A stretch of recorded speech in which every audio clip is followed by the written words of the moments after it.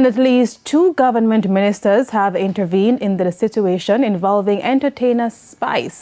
The dancehall artist said yesterday that her tour to 10 schools would be cut short as schools are cancelling visits.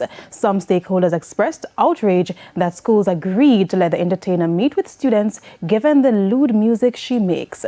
She started the Oh No School tour on Monday in Portmore. The tour was to serve as motivation to youth to say no to certain immoral and sexual habits.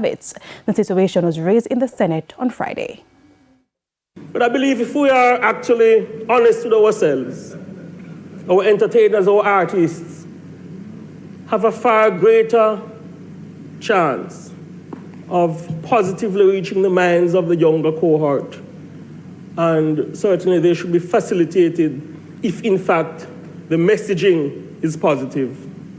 It is in that context, sir, that I welcome word that our Education Minister, Dr. the Honourable Dana Morris Dixon, facilitated by the Honourable Oliver Grange, our Culture Minister, had a meeting with the Spice towards discussing the way forward. I'm optimistic that a positive understanding may be arrived at.